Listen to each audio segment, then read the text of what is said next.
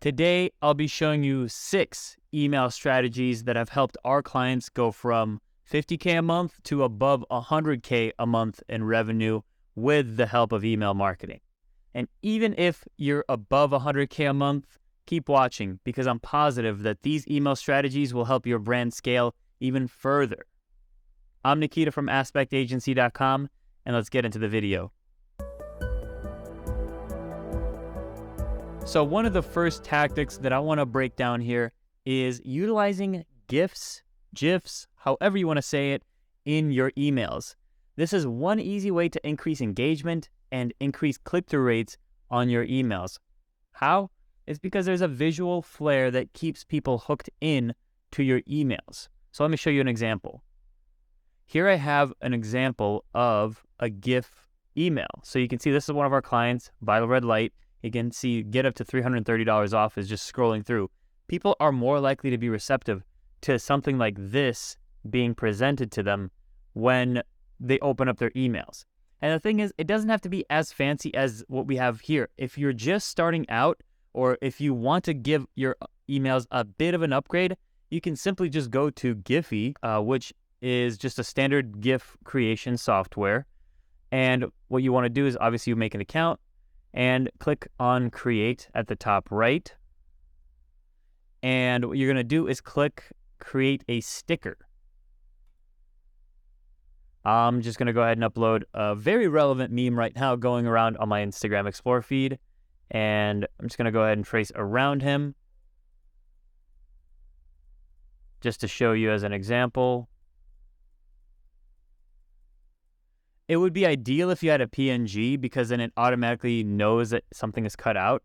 But if you have a JPEG like I do, you need to cut something out in order for it to be a GIF.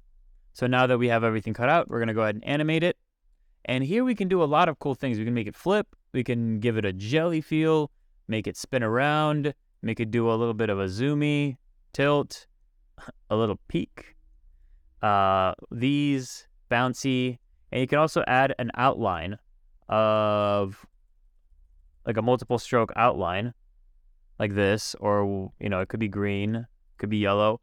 You get the idea. You can see it be customized here, and you can utilize this GIF in your future emails, whether it's a product image. You can have a PNG of a product image, or a PNG of a specific percentage off, things like that. You go to continue upload. You're going to add your tags, maybe a source URL, and once you upload to Giphy, you can upload it to Giphy or you can download it. So I'm going to go ahead and wait for it to generate and download. So now that we have it downloaded, you can open it up. And I'm going to go ahead and scroll through all these frames. And you have a GIF that you can now utilize in your emails.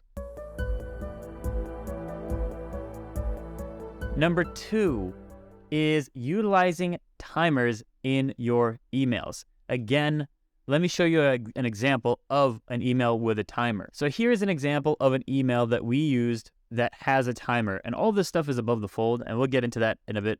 But we have a timer that is going off right here about a specific sale and a specific promotion that we're running. You can simply utilize a tool called Centric, which is SENDTRIC.com, to create a brand new timer and embed it in your emails. All you have to do is just obviously put in your email address, put in your time zone, when does the timer end, take which language you're having, the background and the labels and the digits. So you want to make sure that your colors are on brand with this timer. Click agree. It'll generate a timer, and then what you can do is just take the short code and input it into your email so that automatically that timer is going off on the sale date. So for example, if you have a sale that's ending in a day, you can have it done by tomorrow, or you can have it, finished tomorrow at noon, and it'll end at that time so that everyone's email automatically ends at that time, and it's an actual dynamic countdown timer. And this is super useful for utilizing during sales, giveaways, etc., or even like a hype-up email for a launch campaign, because there you can actually utilize that time to give people something to look forward to, or provide urgency before a specific sale is over. Now this next tactic number 3, is something that I'm positive you have not seen before, or if you have, here is the right way to implement it. And that is utilizing a Google Calendar for a product launch or for a specific sale. So for example, this is just another way for you to communicate with a customer and make your sale or your product launch be way more successful than just sending out a simple email on launch day or sending out an SMS messages on launch day. So here's how you do it. What you're going to go ahead and do is just go to your Google Calendar. And what you're going to do is first, you're going to create a brand new calendar. So here I already have one made, which is called sneakerheads.com promotions. And this is just a base filler for this specific video. But you'll want to create a separate calendar. And then you're going to want to create your event. So today is May 5th, but let's just go to May 12th, right? I'm going to go ahead and create an event. So let's say mid-May sale.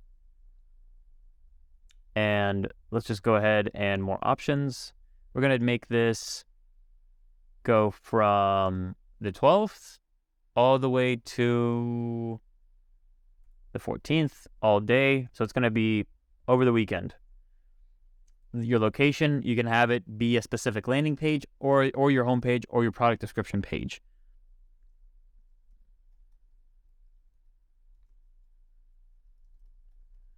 Have that. Obviously have copy in here that goes over and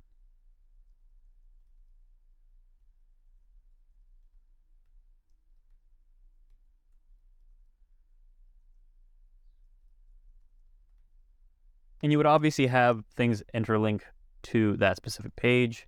Make sure that this is going on that specific calendar. I like to have red, yellow, or green because they stand out.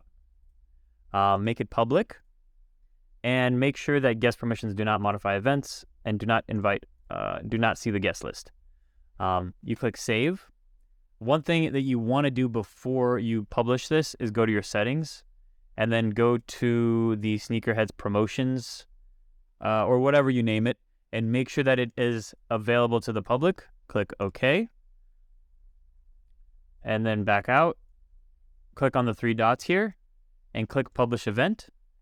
Copy the link, and then when you want to go ahead, then you include that link as an add to your calendar in your email. You confirm it, and then it'll prompt people to go ahead and save this as an actual event in their calendar that they can utilize. And you can see this come up here in my calendar. So that's how you set up a Google Calendar integration with your emails. Very underutilized and a very important way to follow up with your customers because, they may have missed an email, but they will not miss something that's on their calendar, especially if they check their calendar consistently. It's just another touch point.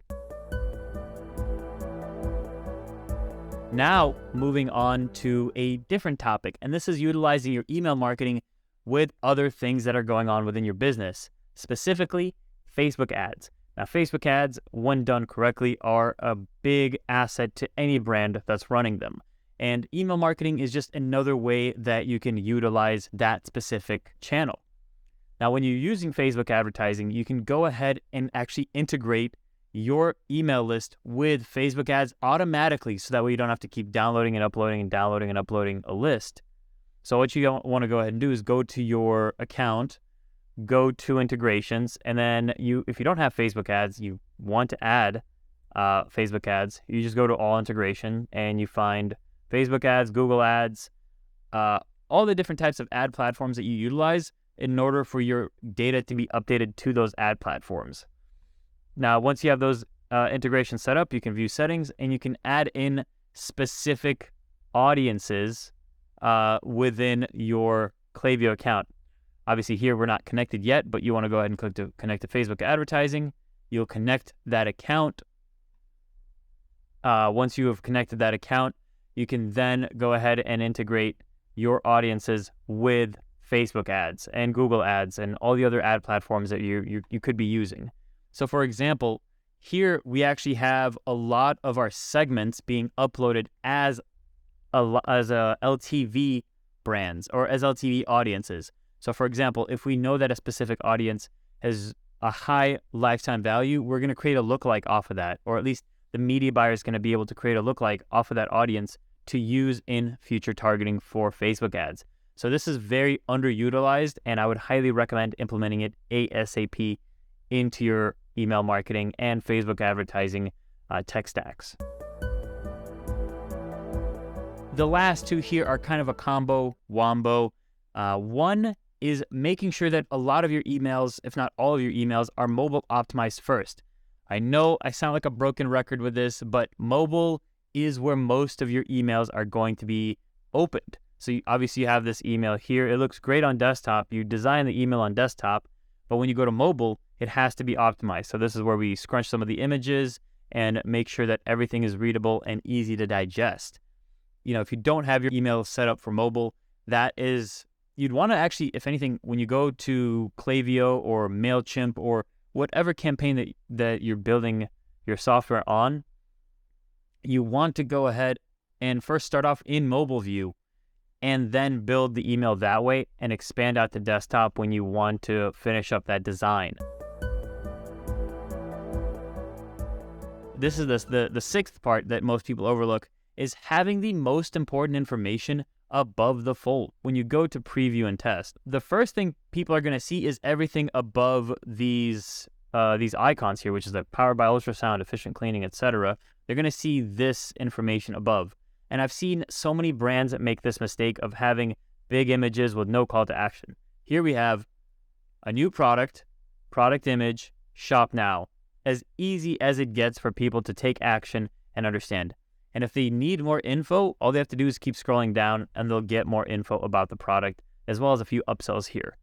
And same thing on mobile. When you first open up your phone, boom, the most important information is shown up first. You have the logo, the headline, image, button. Then more info at the bottom here. Now here, this is where you'd want to include any coupon codes, any timers. So you'd have like a timer here, any free shipping banners, that sort of thing. This is this is where you want to include it, because this is what people are mostly going to see. Rarely, 50% of people may scroll down, but they're mostly going to act up on everything they see above the fold. So you want to make sure that everything is optimized there. That's pretty much it for the 6 tips that's helped our clients go from 50 to above 100K a month in revenue with the help of email marketing.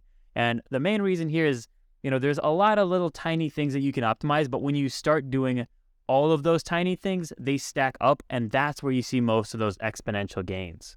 I hope you learned a lot in this video, and I'll see you in the next one. Thanks again for watching. If you're brand new to the channel, make sure to subscribe so that way you're caught up on all the latest email and SMS marketing news and training. If you liked the video, hit the like button and leave a comment on what your favorite part of the video was. If you're a D2C brand that has at least 10,000 email subscribers and interested in starting a conversation to work together, then click the link below to book in a call. Here, we'll go over your account and compile a strategy on how you can improve and raise your email revenue. After the call, you'll have the option to either use a strategy yourself, or you can choose to work with us. It's all up to you, completely free, no obligation. So click the link below to book that in. And if you want to stay on top of everything email and SMS, just follow me on Twitter. The link is down in the description as well. With that said, I'm Nikita, and I'll see you in the next video.